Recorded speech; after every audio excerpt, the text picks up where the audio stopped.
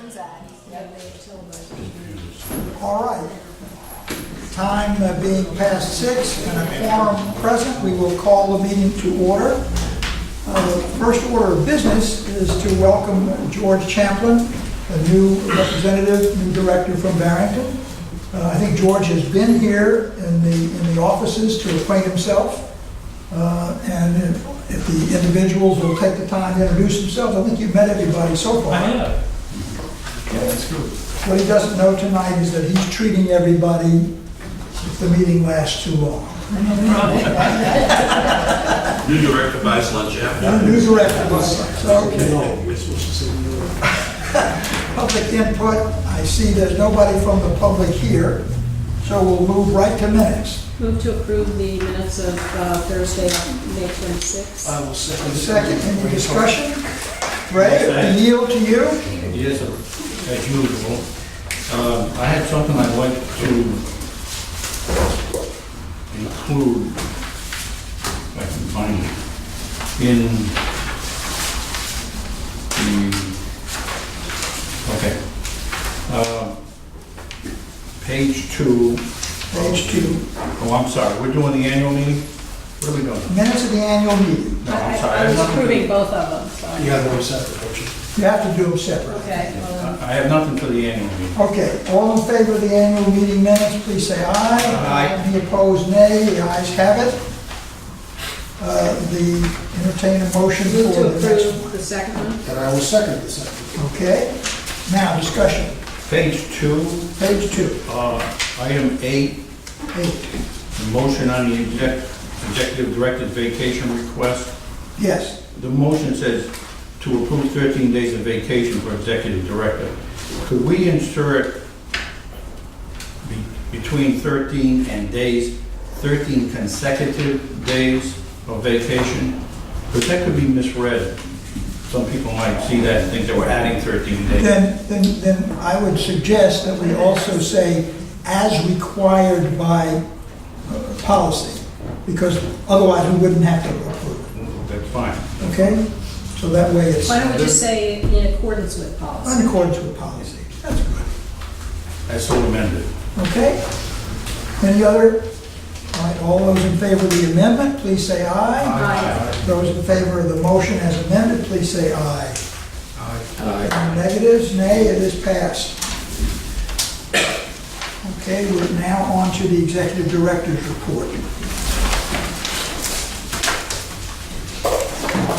Once again, got lots of good ideas at the national conference. All kinds of discussions and things we're looking at and working on. So, a number of things for the future, especially looking at asset management, what some of the larger companies have been doing and how they've been handling it, how we rate risk on our equipment and pipelines and tie that into our GIS systems and hydraulic modeling. Some of the large systems are fairly along with that. A lot of the medium-sized systems are kind of like where we are. Gotten the GIS up and running and then working on the next steps for the asset management work. Water production actually seems to be a bit lower than last year. Last year was a relatively good year in comparison to the previous years. We are still seeing some higher revenues from the end of last year to the beginning of this year. So I know Mark's reporting high revenues and I'm reporting lower purchases. So somewhere in between we're going to average out at some point.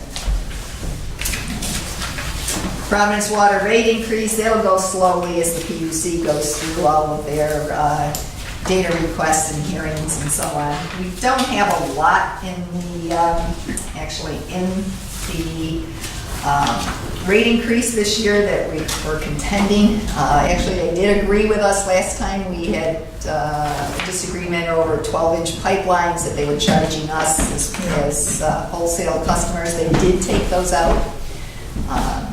So there's just some issues as far as some of the other charges. We'll be looking at those a little closer, and the fact that they want to pay Providence tax on the building, on the new facility. So. Is that what they're using as justification for the 7.5%, the taxes on the building? Some of that's included in there. It's a smaller, what they're actually looking at is more work in the transmission mains. They are finding that some of the larger transmission mains have to be, especially the 78-inch transmission line main needs a lining in it because it's deteriorating. Over the years, they had some severe problems with the concrete water mains, which is one of the issues that East Providence has because they have a very long concrete main back at the Providence. I thought our attorney reported to us from the last intervention that the PUC said you were not going to pay taxes. You weren't going to use any of these increases to pay taxes to Providence.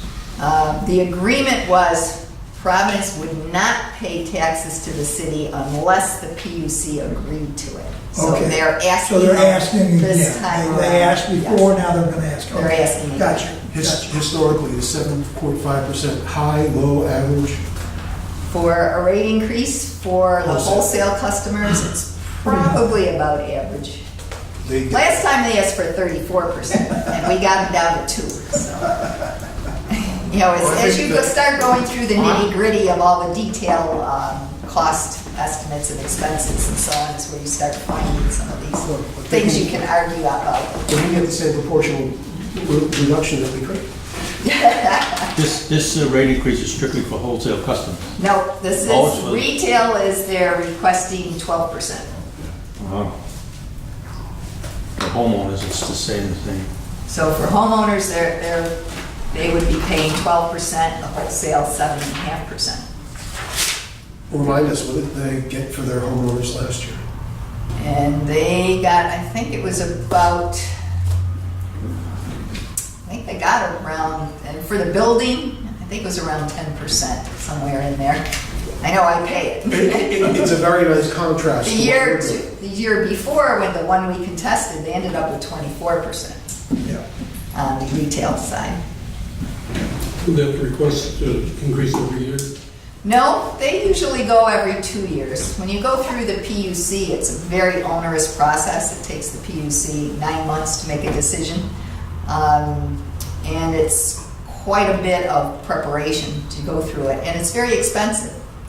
It's at least $200,000, no matter what size you are, because you have to pay for all the PUC's time, you pay for their attorneys, you pay for their consultants, you pay for your attorney, and you pay for your consultants. It's very expensive. So is this going to be just for this year, or will they come back again next year, you think, or? It'll probably be a couple more years after that.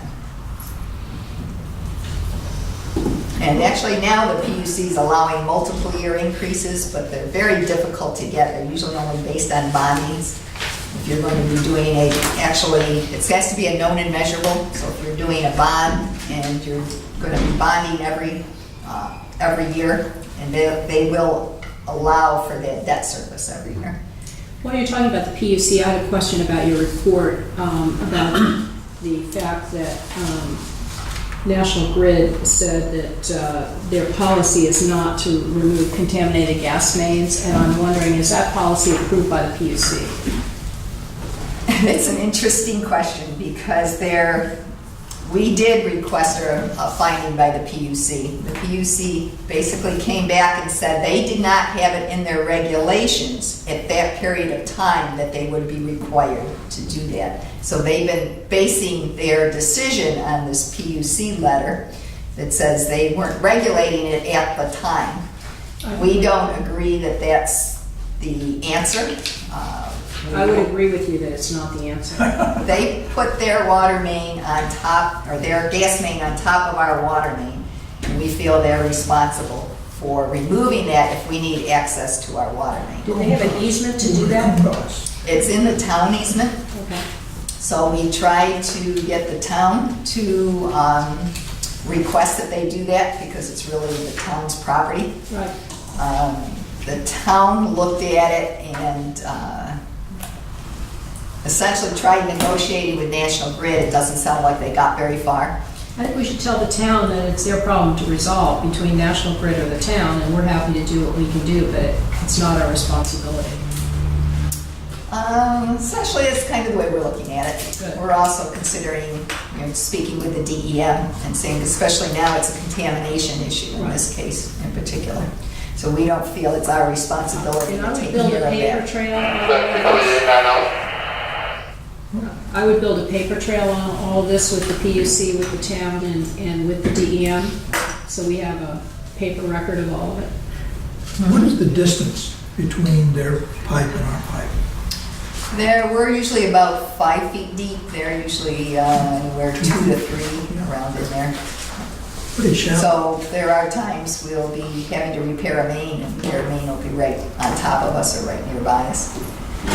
The worst is the phone company with cable ducts that are concrete. That's what held up our project on Maple Ave. We were going to replace the main, could not get access to it, so we ended up cleaning and lining it. And we tied it, because we wanted a larger main, so we tied in some other sections to actually increase the flow to what we needed in that area. But it is, the more work we do, the more we're going to be running into this problem. I suppose it's inevitable. These streets are old, these utilities are old, they've been put in over the years. I don't know how hard we should fight this, because I just don't think it's right that we should ask the ratepayers from Barrington and Bristol to have to pay for a project that's not a water authority project. It's basically something that's helping the town of Warner. Well- Not even the town of Warner, it's helping National Grid. Well, In Warner streets, it's not but like, it could happen anywhere in our system, and it probably has or will. So, it's, when we come to fixing the pipes, we have tended to follow who needs to be fixed more. no, I understand that, but that's part of our overall Yeah, project. This project is something that's just basically benefiting the town of Warner I totally agree with you. and the people developing the mill. I think we should hold firm on it. I understand we're a 3-town board, but I don't see why people from Barrington and Bristol should be expected to have to assume the cost of something that's has nothing to do with them at all. Well, I mean, we're paying, I understand they'll pay for the share of the new pipe, but this is another thing completely. So in the course of business, if it comes to pass that National Grid does nothing and the town does nothing, you would need to come back to this board to get approval for us to spend money on this, is that correct? Well, we haven't bid the project yet, so it would be included in the price of the project if we had decided to do that. So, right, it would be based on board approval. Okay.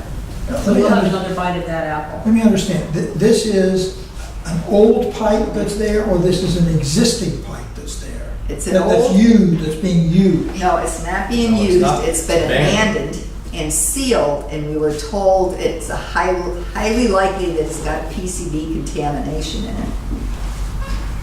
And they're telling The us, gas the gas pipe, they're telling us we have to remove it and send it to their yard, where they would then handle it as hazardous waste. And we're saying, how are we supposed to get a water main contractor to be able to do that? Why? And why should we? Why would we? Yeah, Why? That's the question. so we're looking to put that, we'll put it in the bid, but we're expecting National Grid to pay for that. In terms of contamination, there is no chance that the PCB will enter our water supply through, do they leach through our pipes or anything like that? No. Okay. I knew it was your role, but I thought I'd ask. All right, let's keep going. Any other questions? You're on, I have a go ahead. Are you done, Pam, with your report? Sure. I just had a question on your item right after the problem is right there, lead in the water. You said EPA had been working on revising the lead requirements with a possible institution of a maximum contaminant level. What does that mean, and how would that affect the BCWA if they changed whatever? If they change it, I don't think we'll be affected by it because our levels are very low, because we have no lead services in our system. But this, well before Flint, they've been looking at, the lead and copper rule was promulgated in 1986. And it was based on the fact that they had essentially looked at lead in houses and paints and dust and so on, and they were coming down to the last portion of where lead contamination could come from, which is water. Way back then, the lead, there was a maximum contaminant level, it was 50 parts per billion, which is considered pretty outrageous these days. So they started looking at how can they best handle this with the water. So they looked at it as being, well, water doesn't affect lead unless the water's corrosive. So they need water systems to treat their water so it's not corrosive to lead. So all the water systems in the country had to go through a testing process. And if your lead action, they called it an action level, was higher than 15 parts per billion for more than 10% of the samples you took, you had to do a lead corrosion program. But we all went through and we tested all kinds of additives to the water that would bring the lead levels down. Typically, phosphate worked the best. You put a very low level of orthophosphate, about less than 1 part per million. And it forms a very light coating on the inside of the mains and the lead surfaces and so on. So it prevents any contamination from metals getting into the water. And then at which time they also banned lead tin solder, which was very commonly used with copper plumbing at the time. And that actually was very successful at dropping lead levels throughout the country, and was working relatively well. So they had looked back at it after 30 years of what they needed to do to what was happening in the distribution systems, what did they need to do to make this actually more appropriate for the present age. And they started looking at systems that were having some problems with lead, in which case you were required, if you were a water system, if you exceeded that action level of 15 parts per billion, you had to start removing lead surfaces from your system. Many systems had started doing it when the lead regulation came into effect, and most of them had taken care of it, but systems that were pretty low with the corrosion control hadn't done as much. Places, especially you've got large cities like Providence, like Flint, a lot of the larger, older cities had a lot of lead surfaces that were installed. So bottom line, they're saying that it might reduce it down to 10 parts per billion. So And you're saying it wouldn't really affect us because we have low readings already. I think we'd be fine Okay. on it. But they're also looking at a number of other actions that could be taken as well. One right now, of course, is removing any lead in the system that might be in, they've just banned 2014, all meters and any waterworks products could not contain any lead. And actually faucets have been our worst problem. The faucets are made of brass, which contain lead, and it was only in 2014 that they banned the lead in the brass for faucet fixtures. So on occasion, we will see when somebody purchased a brand new, especially high-end faucet with a lot of brass, we would see in it the levels bump up a little bit. And then we would take a resample and they'd be down to, That level bumps up into our system, not just... not our system, it's Just a how tap. it comes out of the tap. We only take samples at the tap because any lead contamination comes from the household plumbing. It might contain Do we ever brass. encounter lead pipe going into the houses? And if so, what do we do about it? We have over the years, which unfortunately we don't have the records readily available, we've removed lead surfaces whenever we found them. We're very few in our system. Our system actually installed, if they were lead surfaces, they tended to be lined, but we've removed those, and we used iron with a cement lining in them as well. So generally, we did not have them in our system. If they did, we removed them. We have found that we have listed about 190 galvanized surfaces. And the galvanized surfaces are suspect because we used lead connectors between the main and the service. We did dig a couple of them up. They were lined. So we will be putting those on a priority list, though, and have those removed from our system. What about in the houses, if you run across them coming from the meters into the house? And whenever we inspect a meter or change a meter, if we come across a lead service line, we let the customer know and that they should change out their line as well. But that's up to them whether they do You'll it use or not. copper now? We use copper or plastic. Okay, any other questions? Any questions regarding the supplementary reports that go along with this? I had one question about the customer payment portal, which is, when are we gonna be able to take an ACH transfer as payment? Would that be in September when, the, installation is made? We're still evaluating it. There's a number of issues we found with payment scenarios, so we're trying to sort those out. But once the board approves the bid, as soon as that, probably within a month, we can get that set up. A couple of the vendors have indicated it's going to take approximately 60 days to get the portal approved.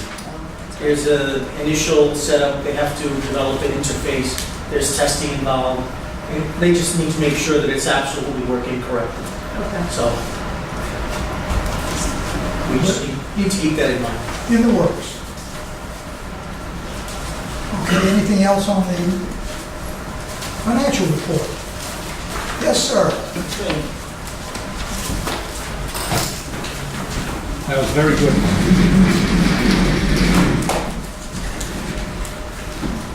These are not off the press this afternoon, this is the main. Yes, it was.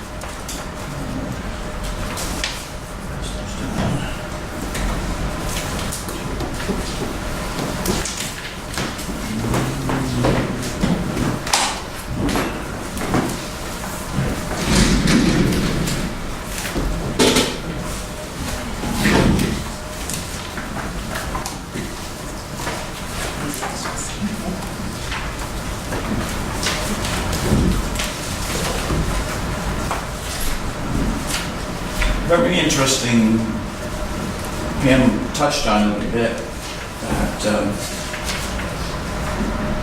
with the first quarter ending, the effects of the weather during this quarter have had a dramatic effect that we feel in the sale of water. It's been a very dry, we've not had a lot of rain, we're 6 to 8 inches under whatever it is. But we've had a lot of dry weather. Hence, last year was a very wet spring, as I recall. And the impact on water is dramatic. People are watering their lawns.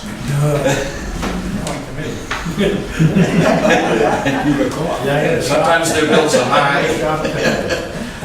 And washing cars, gardens, filling pools. That dramatically, bring our revenues up. I don't quite understand that, because according to Pam's report, the water delivered was 11% less than May. We're contradictory. Well, he's 4 months previous to Right, my what time frame. What Pam's telling you in her production report is what we buy from Providence, Right. okay? My report is what we've sold to the customers, okay? And what we sell, when we bill by the quarter, so the ones we read in June are actually, May would be March, April, May, June would be April, May, and June bills, You're really, I get that, but okay? if our water usage was down 11% in May, what was our revenue just in May, which is what you're talking about? Yeah, that's in there. Yeah, and you're saying that our revenue was 16.3% higher, despite an 11% reduction. That's for previously sold water. We don't month get still paid match in the month, we don't get paid in the month that we sell. All right. Because actually our January, February, March numbers were higher than normal. So in other words, the 16% increase in revenues in May were for water that was sold in April? Well, even April, May, and June. January, February, March. 3 months. Just because we bill our customers quarterly doesn't mean that we pay Providence quarterly, is that correct? No, we pay, Correct, we pay as we buy. we pay as we buy. Right. So we ought to be able to have, instead of this mishmash, we should be able to have a direct comparison of, we bought 11% less, and we sold 16% more, or we sold 12% less. When we have monthly billings, we can come closer. Well, There's several several ways things. to do it. I'm not We going to may- belabor we this, may- but it's, There's another. There's a lot of things that go into the difference of what we buy versus what we make. never mind, forget I asked the question. Forget I asked it. I don't want to hear it. When we go to monthly Filling billing, tanks, it'll be a undercover lot for easier. water, flushing, there's all kind of things that go into the difference. But over the course of the year, we'll see. It's gonna bounce back, and you're preparing us for that. It could, I'm just saying it was a very, revenue-wise was very good. It tends to even out. Okay? 3 months when the opposite occurs, Right. we should all understand. The billings on the charts are actually what was billed in May. As you get up to the other pages, the revenue, I do an accrual that brings me in pretty close. So I bring in, I know zone 1 is 2 months in accrual. I bring that number in. The other zone is 1 month in accrual, and 1 month is always current. So I always run an unbilled report, and the auditors go through it, how, the logic behind it, they agree how it's done. So the financials actually are pretty close to what it would be if we had billed everybody in this month. But so it's flat, it flattens out in the financials, where Pam is looking at what we bought for this particular month. In the course of the whole year, when you look at it over a longer period than 3 months, it is going to flatten itself out. Just an interesting, expenses. What page? Expenses and everything are pretty close, it's just the revenues that are up. If we go to page 7, is the first 3 months, and for the year, dollars billed, we're up 17.6% on dollars billed versus last year. You can see the dollars billed last year, and the yellow on the bottom there after the 3 months is the difference. Where you look back, the 3 months over the years, there hasn't been anything in double digits back since 2011, which was 11.4 on dollars billed. Right. Okay? If you go to page 9, that's gallons delivered. Okay, and that's off the bills that Joe's department sends me, that those are the gallons that were billed in May. It's 14.6% in gallons, And the difference. and I always prove myself out. The 3% rate increase on top of the 14 is the 17% in revenue. Okay, so I know I'm good. Okay. And that's the matchup Gina was looking for, is like, how does it balance out? Right, so it'll balance out, and I think what we'll see, dramatically, the months we make money here, the May, June, July, August, September, those are when we sell a lot of water.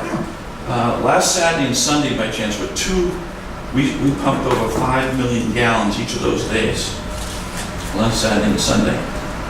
So people are filling their pools, washing their cars, watering the lawn, watering the garden, more than if we had a rainy weekend.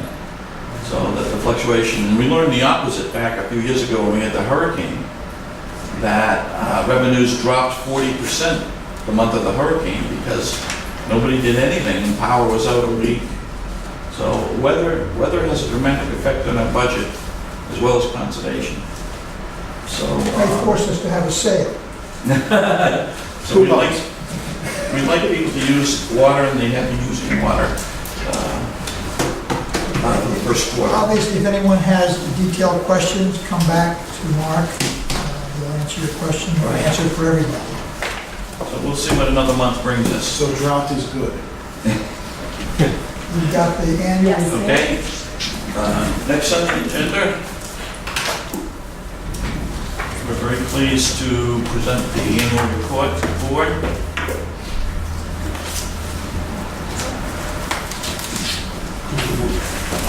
And what I'd like to do is, one of the reasons we present this to the board, we'd like you to take your time to go through it.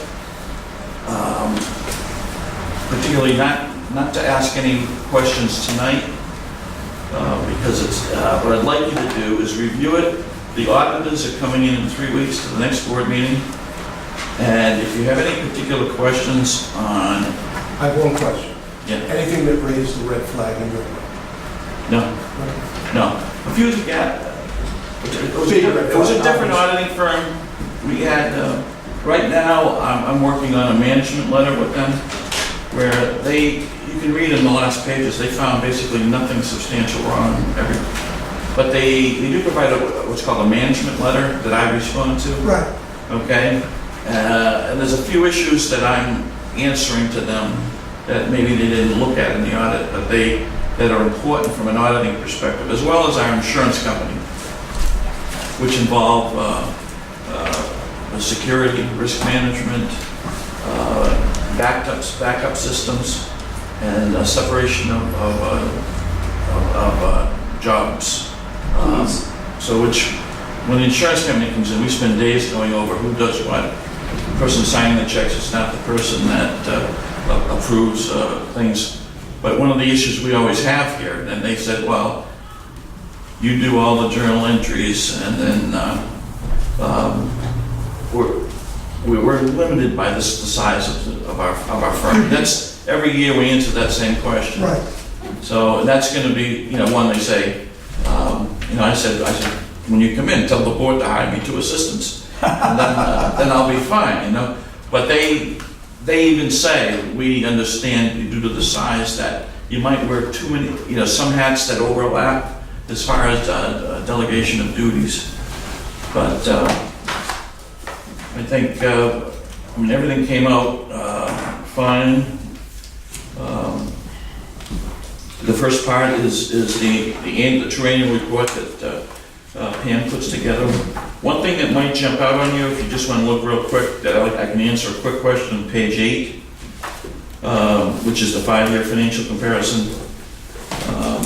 For 2000 FY16, you're going to see a big jump in number of customers. And what we did this year was a footnote at the bottom on that.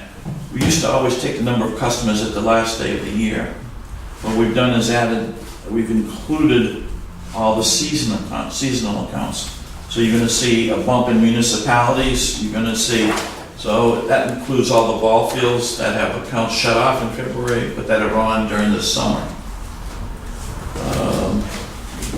So it's like last year was 16.5 up to 17.1. So we picked up 600 accounts that may be seasonal, not there in February. So if that answers the question of why we picked up 600 accounts. All right. That's why we've switched to that. You're not doing any anticipation of the new construction generating accounts, you're waiting for they happen rather than anticipating.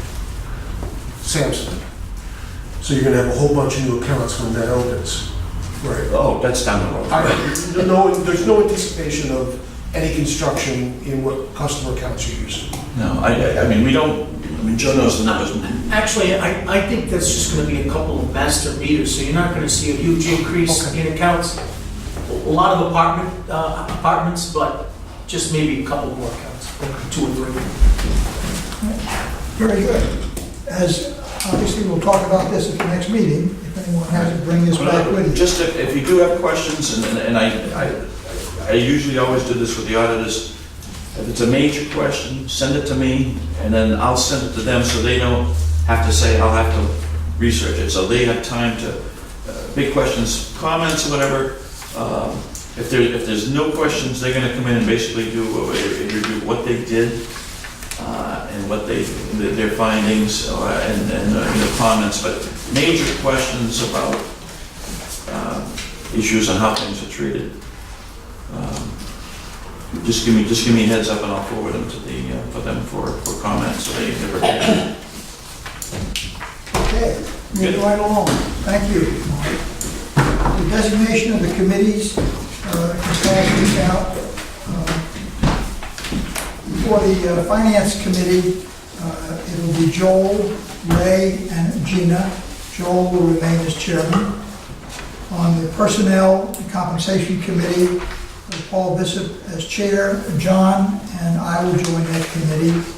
And I'm setting up a new one called Policies and Procedures Review Committee, with the purpose of going over all the stuff that we've got on the shelf to see if it needs to be updated or changed or modified. And George would be on that, Bill Goslin would be the chairman, and Frank Sylvia. So that's your committee assignments. If there's any problems, let me know. As you can see, I tried to balance a person from each of the 3 towns on each of the 3 committees so that we're as homogeneous as possible. All those sheets for this side of the table? Oh, yes, I'm sorry. This is going that direction. If you need more, we'll email it to you. The financial advisor, I guess if you could suffer through all the boilerplate, Pam, you want to... We accept the lower bidder of the 2. Okay, the lower bidder was Southwest, For Southwest, yes. okay? Is there any discussion, a second to that? I'll second. Okay, discussion.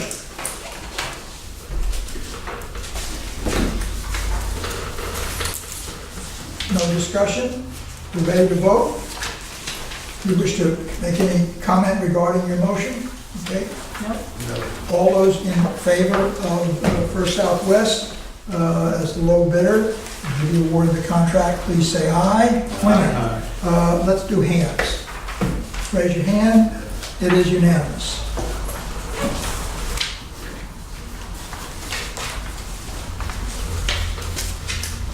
Let's see, let's move to the next one.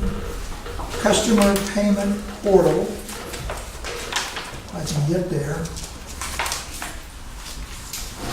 Nothing's happening. We're still waiting for that. Actually, we have had all of the firms do a personal interview, went through all of their procedures, the ease of trying to transfer the information between their systems and our systems. But you're not what they ready offer. to make a recommendation. We are not. Okay? Is that something that would likely happen next month? Or Next maybe? Oh, okay, so it's moving.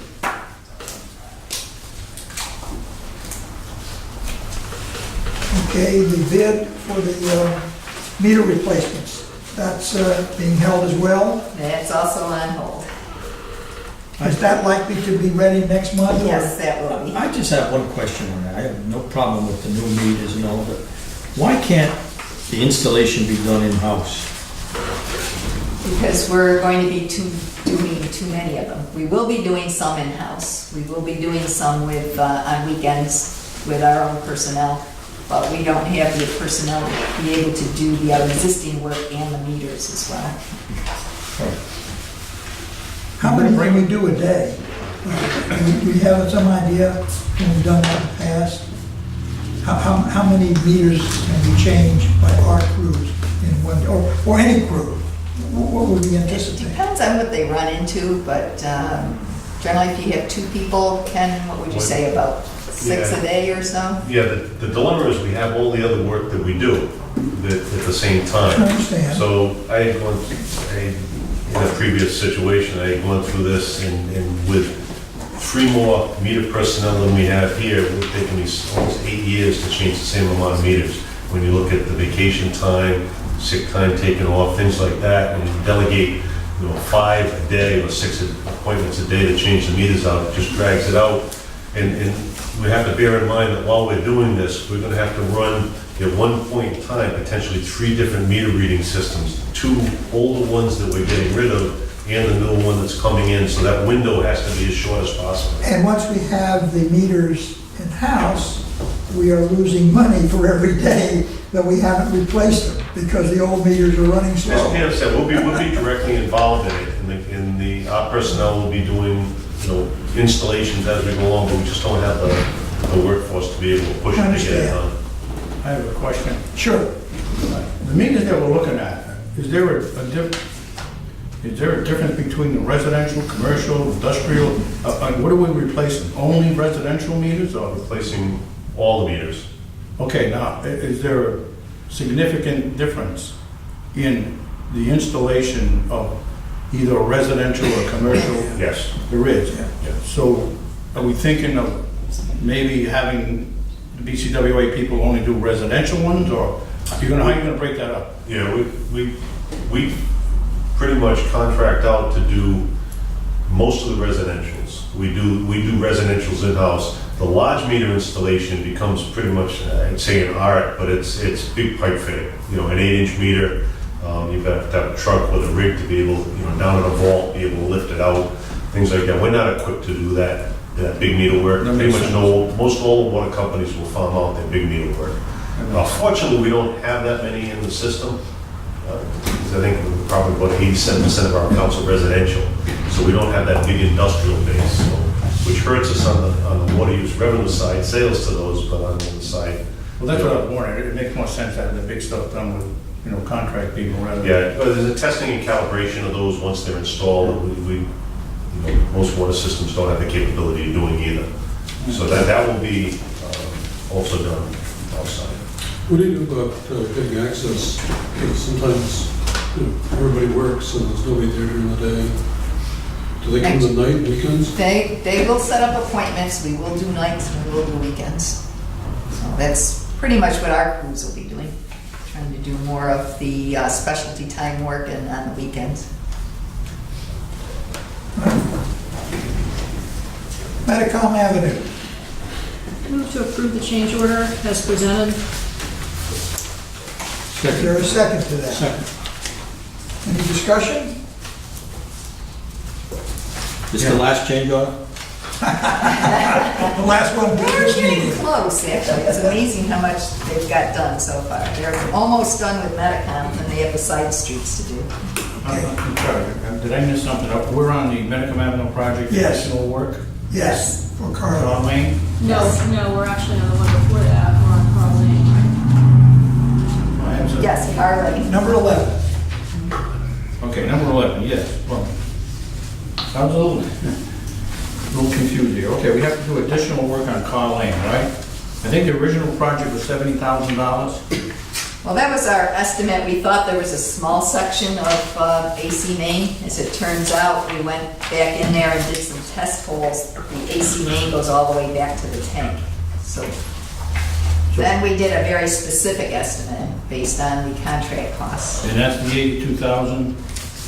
Well, plus the engineering and the inspection with the police. So it'd be 82 plus 85 plus 5,000. I guess my basic question would be, the total cost of the Medicum project was roughly how much? About $1.3 million. Now, and how much more is it going to be now because of this? It would be the 82,709 plus 85, 28 plus 5,000. Okay. Now, we had a contingency in Of there 310. of 310. We're going to eat all that up, you said? And it looks like we're going to be eating up most of it between Yeah, this with the memo didn't police. make that clear. I mean, I read it 4 times and came to Exactly. that conclusion. I think it should have said, because of these changes, bing, bing, bing, that cost bing, bing, bing, the entire $310,000 contingency is going to be allocated to those changes. It really took me 4 times of reading it to understand it. But right now, the total is $1,368,380. Unless there are other changes. Is that correct? That's on the next We page. will have some additional changes with the paving and with the police. Okay, but right now, I mean, I'm looking at the next page. So for right now, I'm asking to be added to the contract, the Okay, amount of $82,709. Which was what my motion was about. Yes. okay. Ready to vote? I don't want to get in trouble with the police, but Carl Lane's a dead-end street, can't you just block it off? Well, I won't go there. Why not? Hopefully we can get them down to 1 police. All those in favor of the change order of 82,709, please say aye. Aye. Those opposed, nay. The ayes have it. So the Medicom pump station, I'd like to approve that the task order be awarded for $72,855. I'll second that. Second, further discussion?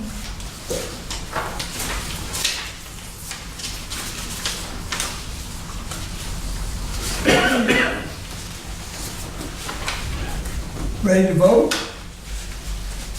This is One question on that. Yes. When would that be completed? The design would be. No, the actual construction. Oh, the actual construction, probably next year or the following year. Depends on what else comes in as priorities, but I'd like to get the design done and ready to go. You want to take care of all of the low-pressure problems?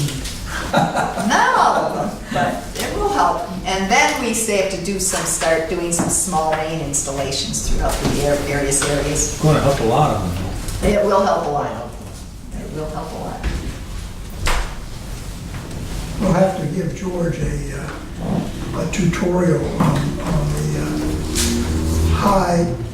high-level people who have low water pressure. 2,800 homes or something like that that have been built in the high areas, so if someone flushes the toilet in one house, someone screams in the other one because the water stops running in the shower.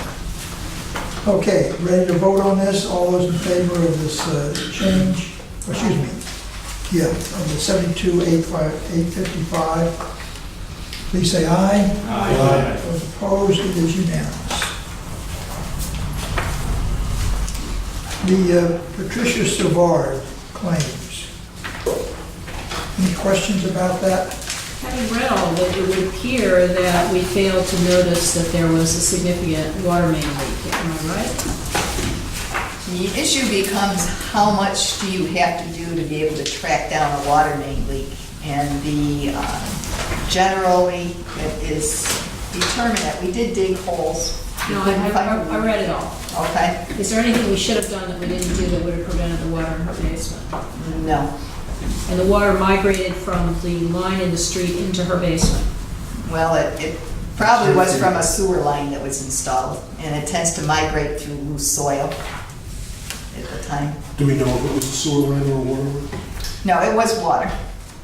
It just, when it leaked, it took the path of the new sewer line. Which is typical. Were we negligent in how fast we responded, or? It was, that occurred at that point in time in the winter during the cold time period. We responded right away to the initial call that there was water on the street. At certain times of year, it's tough, it wasn't flowing, so to sit there and look and determine whether it was ice melt, something like that. We drilled test holes that afternoon, we're out there, if you look at her neighbor's letter, noticed that she thought we were repairing it, but we couldn't find water underground anywhere. It's a sandy area, sometimes you'd have to get lucky, sometimes you're not lucky. She had, Mrs. Savard, I'm negligent, I could apologize because I didn't make contact with her timely to have her come to the meeting tonight. So, give her a chance to speak. Very nice woman, but she had a problem with the sewer line years back, and it was a new sewer line installation. And what you'll have is when they trench that and they dig it up and they install gravel or sand, it gives a conduit to run right back. So we got a call, we were out there on a Thursday afternoon to dig test holes. She started to notice water in the basement on Saturday. Well, she called the fire department, they were pumping all weekend.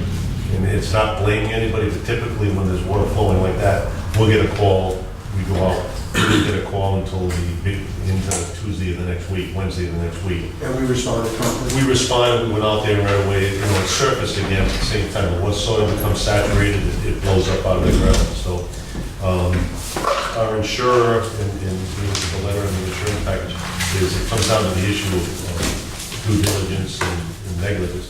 We followed through, did we catch it? No.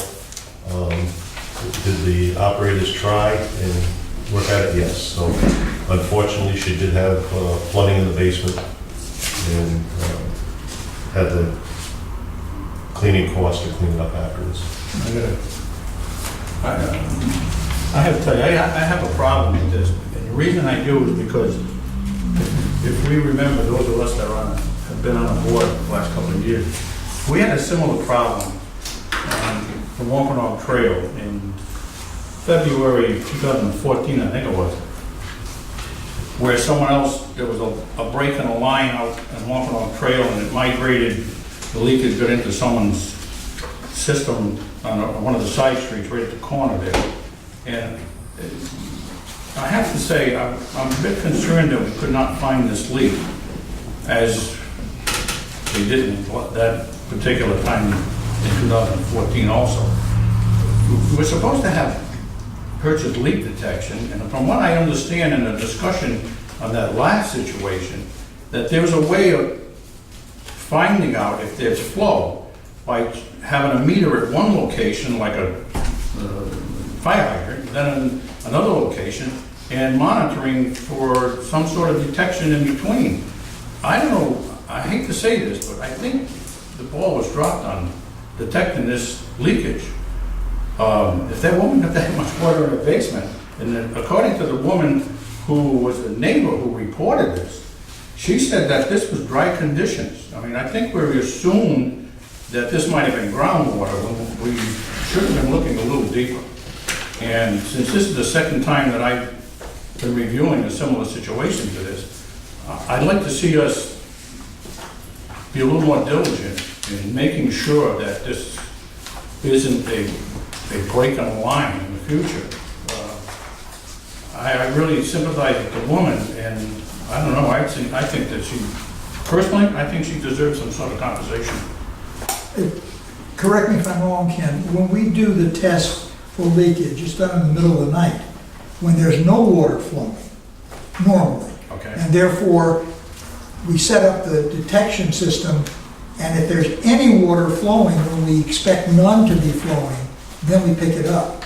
This water is flowing because it's on the street and it's the daytime. Yeah, So we but would- this occurred over several days, we could have set that up that night. Well, What's the bottom line? What is she asking for? $2,000 some odd dollars. I make a motion to pay the $2,603.58. I will. I don't necessarily think we need to pay the whole thing because, you know, there was like drain cleaning involved, but I think she deserved a good portion of the compensation. may I make a suggestion? Sure. That we table this until next month, invite the lady to come, let her make a statement if she wishes, and then we can make a decision. I mean, I think the facts are the facts. Yeah, but I think that there's And a... I don't think we should have a sympathy vote because a woman has come personally to talk to us. And Well, I- we've had that happen with regard to already got my sympathy. putting in a driveway. We had that I happen. mean, my feeling is we do have some liability, so my suggestion would be that we pay half the bill. I don't think we should pay 100%. In addition, she said in the letter that she had a $2,000 deductible, so we shouldn't pay more than the deductible in any case. Yeah, my suggestion is that we pay half of what was presented to us. So where are we here? I'd like to make a motion We've that- offered to pay $500, right, which was rejected. She wrote a letter, no, she liked it all. Let's put together a cogent motion that we'll, I'd like to recommend that we pay half of the amount that she has asked for without omitting any liability. all right, there's a second. the amount she asked for? There's $2,048.58 for water drying, then there is $220 from her plumber, then there's $225 from a drain cleaner, and $110 of extra electric. So if we total it all, 26 and 37. so it's approximately $1,300. All right, approximately $1,300. Is there a second to that? Well, can I Yes, just... sure. I'm not an insurance person, but it would seem to me somehow that her deductible should be taken into consideration. And I guess the other question I have, does the $500 that was offered indicate that we're reliable totally? No, we have done this in the past on individual cases, on a case-by-case basis. We have various circumstances, that's why there's policy, the staff responds, issues are allowed to be brought to the board, who often agrees with staff, sometimes it modifies what staff recommends. That's been the history here. But we're very careful in any case, when we deal with an individual, we modify what staff has suggested to make sure that the detail shows it's a case-by-case basis. Do we have that reviewed legally, or what? Are we the legal? It's our right to do this. Are we lawyers? Anybody a lawyer? No, but it's our right to do it. Our We lawyers- don't have to be He lawyers. usually is, he's not here today. Has he seen this at all? I would table it for the purpose of showing it to him. That makes sense. No, I would, Move to table and That's yes, have table. It may- our attorney. You could invite her as a courtesy, but I think that, All right, so let's deal with it next month. Yeah, but I don't think we should pay more than $2,000. but no, before we move on just for a moment, the second paragraph of the letter states that the management company says there's no legal liability on the part of Bristol County Water. I find this hard to understand. As you know, I have a $2,000 deductible in my insurance. That implies that she's being paid for anything over the 2,000. I don't know if I'm reading that wrong or what. So I wouldn't use the 2,600 as a basis. Okay, so you're right. you know, I think they should have the blessing of an attorney who's qualified in this area, 100%. Because even though this is. We all agree with you. And it could be Okay. much bigger than that. So we move to table, those in favor say aye. Aye. It's done, and you will invite her anyway for next month, we'll deal with it then. Goals for executive director. We missed your packet time, if you'll pass these out, we'll review these, and we've added the completion times and information regarding. I'd like to recommend, Mr. Chairman, that we deal with these next month, because I don't like to get information at a meeting and be asked to vote on it. Okay, we'll deal with it next month.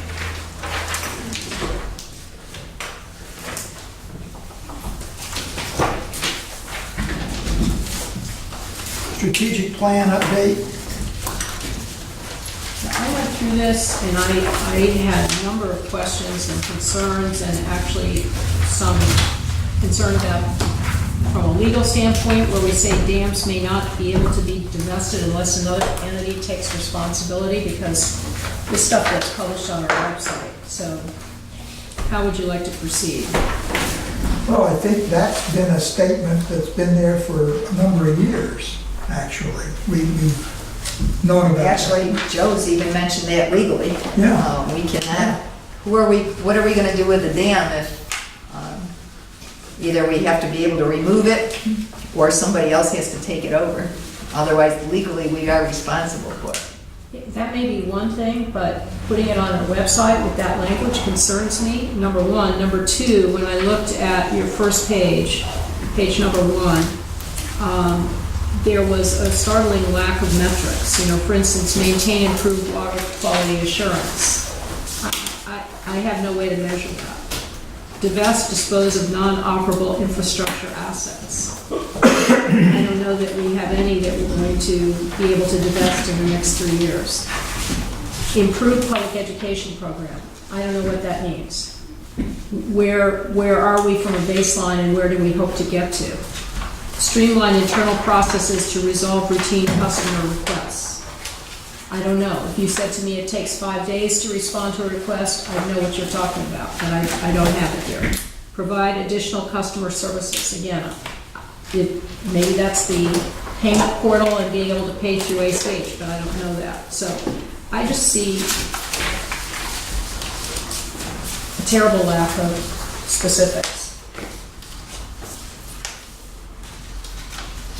I don't, from a personal standpoint, I don't think it's ready to be acted upon. Well, it's an update. It's an update. This is what we set out to do. I guess in some ways, we've talked about metrics in the past, and in some ways, don't we get updates on everything that's going on every month that we come to a meeting? So we find out what's going on. No, I understand that, but to me, a strategic plan should stand on its own feet. It should be self-explanatory. It should be able to be shared with the public. It should be actionable, and it should be measurable. And let's suppose that the strategic plan items follow the classic situation in government activities. It costs twice as much and takes twice as long to accomplish. Do we then punish ourselves and our people because these things happen? No one has responsibility, is what you're Well, saying. no, not at all. I'm not saying that at all. I'm just saying I that don't find we're putting this, something I out don't find there. this self-explanatory, but perhaps I'm unique. Perhaps other members of the board are satisfied with it. I've said my piece. What does everybody else feel? I make a motion, we table this, and anybody has any specific questions on it, direct them to the executive director. There's more detail on the next page. I know, but it's not assimilated. It's sort of cut and paste and figure out what you're gonna do. If you send it to me electronically, I'm happy to add my comments and my suggestions, but I'm not gonna do it on paper. Well, let's do that. Send it out to everybody electronically. And we'll talk about it next month. That takes us through to update on North Farms. You have a separate packet, I don't have it. Nope, that's a verbal. Since Joe's not here, just to let you know, we did have a meeting with North Farms with their representatives and their attorney. We outlined all of our issues and suggested some remediations. And their attorney has recently been in touch with Joe, and he suggested that perhaps they should make an offer to the board as to where they felt would be a fair resolution. So we may have something coming on that for next month. All right? So we put down progress. So again, next month. Can I, are they just unhappy with this? Are they suing us or what's? It's a long story, but in general, the water, it's a private development where the Water Resource Board, Bristol County Water is responsible for the water mains. They were installed by a contractor for the development, and we took them over. Unfortunately, it doesn't seem with much inspection. And they gave us easements for all the water mains. It turns out they didn't we were supposed to be in the center of the easement. In some cases, they put us on the edge. And then they put in other utilities within the easement. It wasn't an exclusive one, it was supposed to have been. So we've been involved in several breaks out there where we had to get the power company involved because they had power lines on top of our water mains. There's sewer lines and drainage lines on top of it. We have some mains that run under porches and next to buildings. So we were essentially saying, you've encroached on our easement, you can't really expect us to maintain the water mains. And meanwhile, there was a decision made a number of years ago that we would no longer maintain the individual meters to each of the residences, and we would supply a wholesale meter, which case really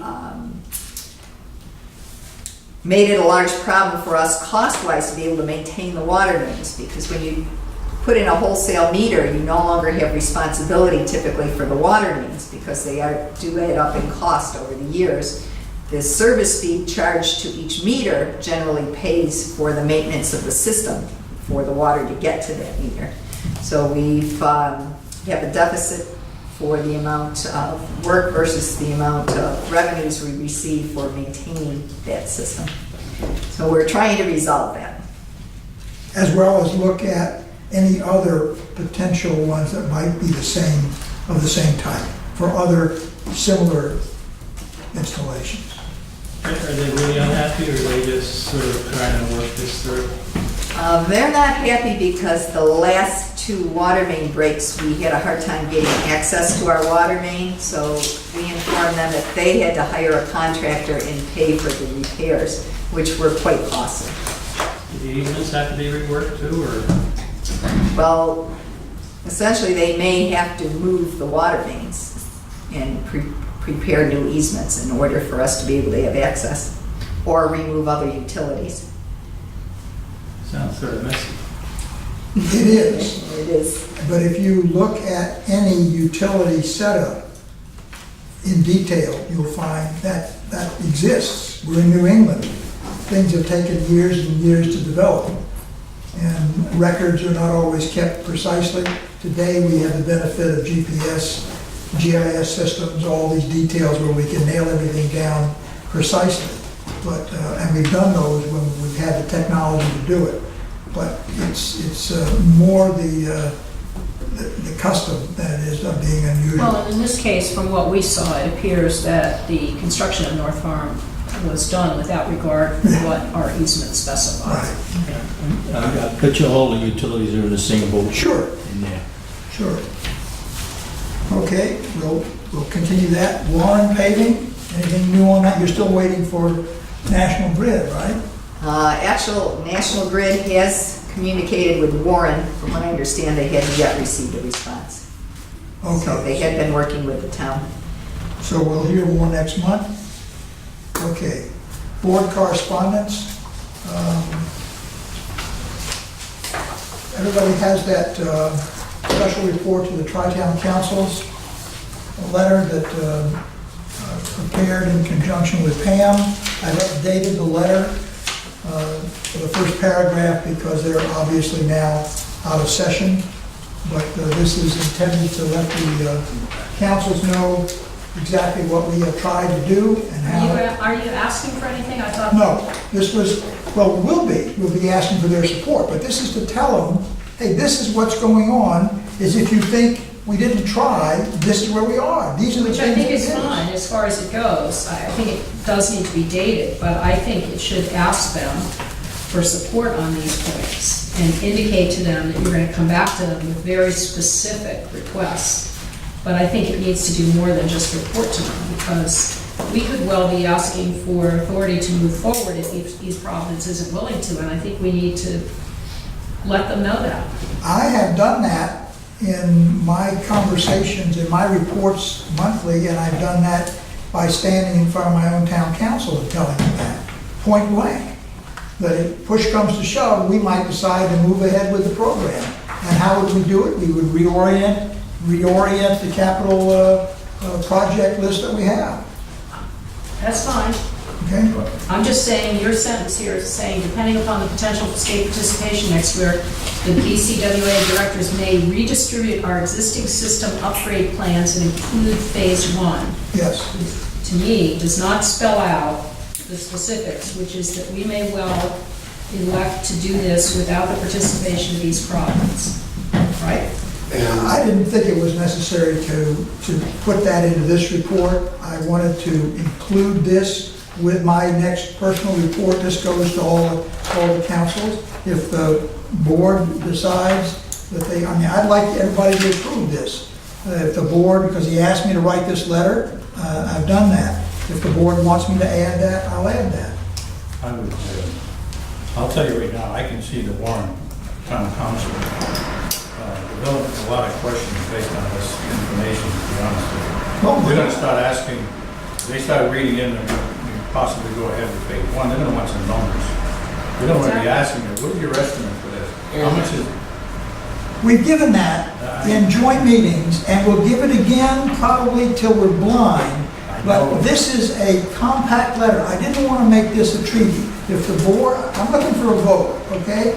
If the board wants to change this, we'll put it in committee, let the board put in their inputs, we'll make a One of change. my personal pet peeves is having to go here for this piece of information and there for that piece of information. I like to have everything in one place. So you may have thought that you told them before, and you may well have told them, but if you don't tell them again, they're not going to remember that you told them In 4 months particular, ago. there's going to be a change in a few months, 2 or 3 before. Well, and I would also say that it's not the last time I'm going to be telling you.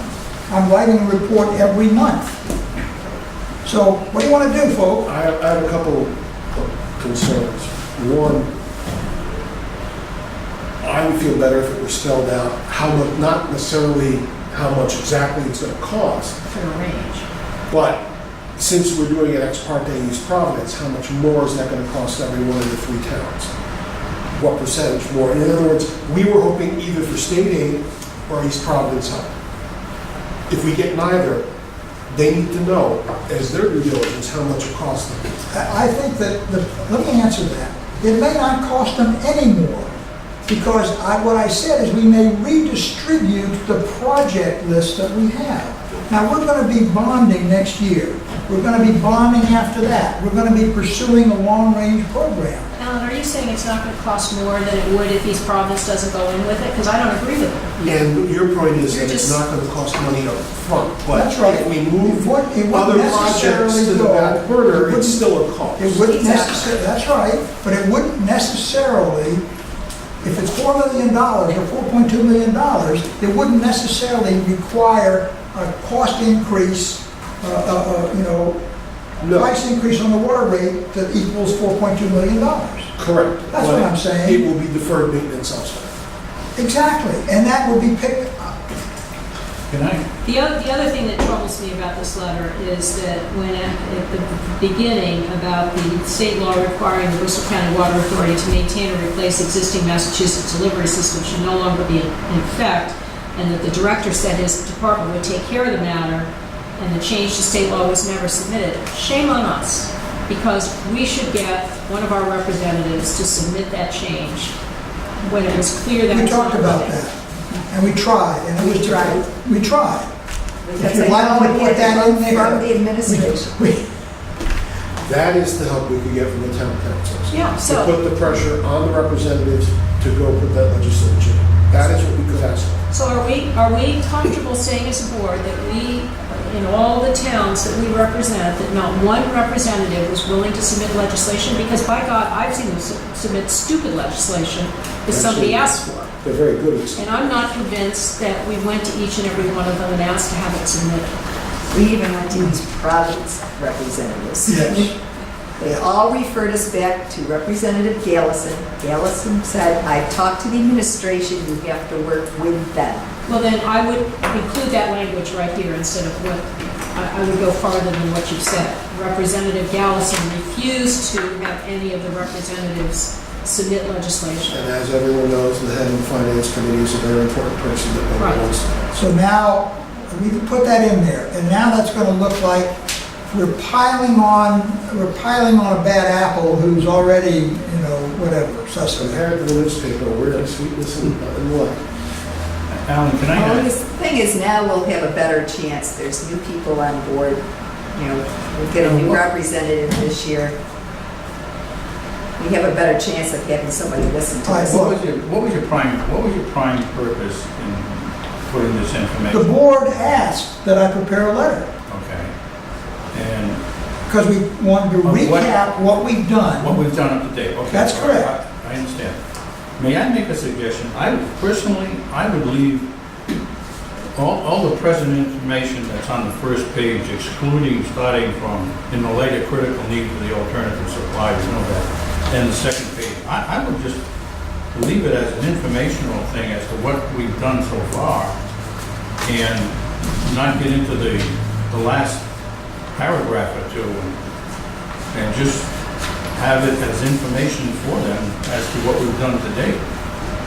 Because I think the last paragraph is gonna just bring up more questions than we could even possibly answer. I think that's a good suggestion, but I think that if we are looking to them to put pressure on our representatives for some of this legislative relief, we ought to say it in a letter. That could be right. It occurred to me that there are going to be some new members of the town councils. And that as soon as the new members of the town councils are elected, we will then arrange to go to the councils, to the individual councils, to brief these members on the whole package and what we want to do. Whether or not they'll be able to have an early tri-town council meeting, I don't know, because every time they've had one, they talk about how difficult it is to organize. So my thought is we would be going to the individual councils, putting on presentations, giving them the detail. I didn't want to get too overly specific, other than to show that we have been at it, lest you concern yourself, and that we are going to be back to you, and we'll be back to you with details as soon as the election's over. Now, you've said cut off the tail end, you've said be more specific. What do you want to do, folks? I have to, I would like to see the tail end cut off. I agree that Gina in a sense that, It's a separate issue. I'm perfectly comfortable taking it off there. I think if you leave it on, you need much more detail. do we want to do this at this, another question is, do we want to do this at this present time? Or should we wait, do we want to wait till Nothing's in the closer to the election, or, I don't know. You asked, the board asked me to make the letter. No, I And we understand. appreciate it, don't get it wrong. Just question the timing factor. So you want to hold the letter? Can I ask the gentleman from Warren, how is your town council going to react to a letter like this? I know the very last I mean, let's be They're gonna wanna honest, say the Warren something. Town Council is the one that's the most vocal. I think they're gonna react the same way even if they don't send a letter. Next council meeting, they're gonna ask them, where do you stand? What's going on? That's what they're gonna ask. But do you think sending this letter is a good idea? I don't think it makes any difference one way or another, my own opinion, because I think that's what they're gonna say. Well, where do you stand on these problems? That's what they're gonna ask. They've been following the agenda pretty closely. What you correspond, they don't, if it doesn't raise any questions, they stick to the agenda. So they're really not going at us when asking questions about this unless there's something specific in your communication to them. If you know what I mean. They're staying to the They agenda. don't go look for new items, they work off Alan's Right, letter. so whatever you report in your monthly report, that's pretty much what they'll However, stick to.